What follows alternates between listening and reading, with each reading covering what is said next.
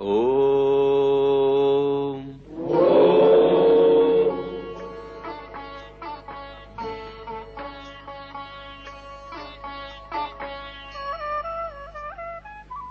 सर्वे अत्र सुखिनः सन्तु सर्वे सन्तु निरामया सर्वे भद्राणि पश्यन्तु मा कश्चित् दुःखभाग् भवेत्।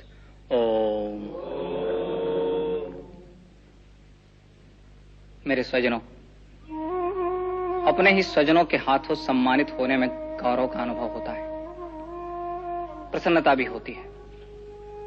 एक विष्णुगुप्त गौरव भूषित हो या नहीं परिषद, नहीं शिक्षक के लिए गौरव की बात हो सकती है। शिक्षक व परिषद तो गौरव भूषित तब होगी जब यह राष्ट्र गौरवशाली होगा, और यह राष्ट्र गौरवशाली तब होगा जब यह राष्ट्र अपने जीवन मूल्यों व परंपराओं का निर्वाह करने में सफल व सक्षम होगा, और यह राष्ट्र सफल व सक्षम तब होगा जब शिक्षक अपने उत्तरदायित्व का निर्वाह करने में सफल होगा, और शिक्षक सफल तब कहा जाएगा जब वह प्रत्येक व्यक्ति में राष्ट्रीय चरित्र का निर्माण करने में सफल हो। यदि व्यक्ति राष्ट्र भाव से शून्य है, राष्ट्र भाव से हीन है, अपनी राष्ट्रीयता के प्रति सजग नहीं है, तो यह शिक्षक की असफलता है। और हमारा अनुभव साक्षी है कि राष्ट्रीय चरित्र के अभाव में हमने अपने राष्ट्र को अपमानित होते देखा है। हमारा अनुभव है कि शस्त्र से पहले हम शास्त्र के अभाव से पराजित हुए हैं।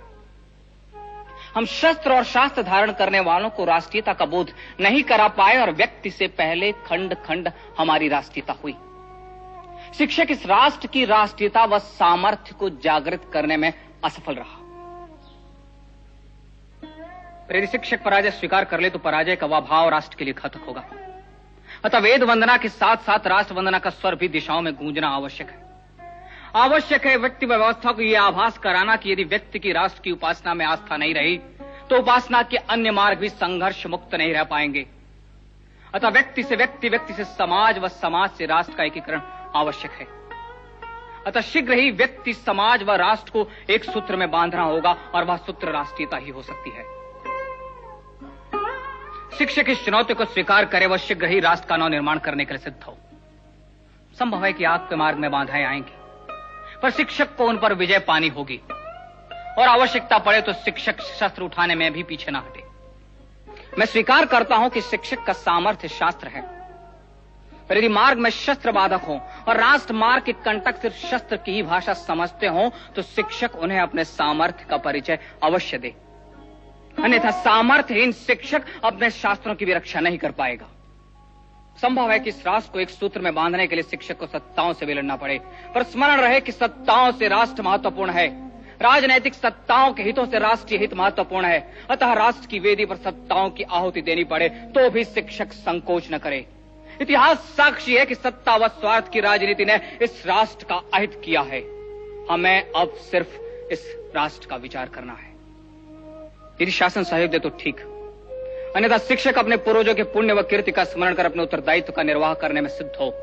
विजय निश्चित है। सप्त सिंधु की संस्कृति की विजय निश्चित है। विजय निश्चित है इस राष्ट्र के जीवन मूल्यों की। विजय निश्चित है इस राष्ट्र की। आवश्यकता मात्र आवाहन की है। मां भारती की जय, मां भारती की जय, मां भारती की जय।